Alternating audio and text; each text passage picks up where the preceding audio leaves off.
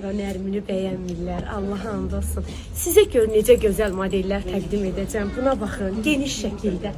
Necə gözəldir, durnalı. Biz bu köynəyi görəndə nə yadıma düşdü? Mingəçevirilərə buradan salamlayıram. Mingəçevirə gedəndə yolun üstündə bir dənə belə uzun stolpanın başında 2 dənə. Görmüsən onu? Durnadır, nə bilim nədir? 2 dənə, illərdir orada. Onu görəndə bu yadıma düşdü. Yaxınlaşın mağazamıza cəmi 15 manata sarıçqa modellərini əldə edin. Birisi sən də görmüsən onu. Nə yaşqa? Beyləqan yolu gedəndə hansı ki yolun qırağında böyük stolpanın başında 2 dənə bir dişi bir erkək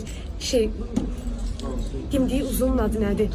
Durna. Görmürsünüz sizdə Durna. Beyləqana getməmişəm. İllərdir. Yolun üstündə illər. Bir dənə görmüşəm, bir dənə görmüşəm. Göstərərəm sənə. Qıramaq, o qədər gönc, o qədər mehribandılar. Köyün üzündə ağacın illərdir qalırlar orada. Bir dişi bir erkək. Bilmirəm, indi ər-arvaddılar, yoxsa nə bilim, sevgiliklər. Heykəldir.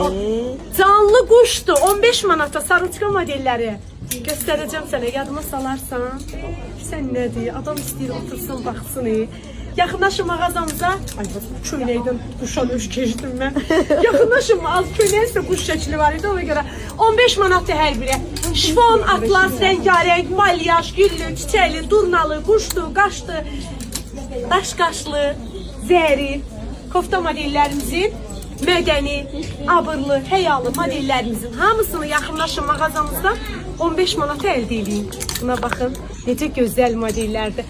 Bununla kifayətləmir. Gördüyünüz bütün sarıçqaların hər biri 15 manatdır.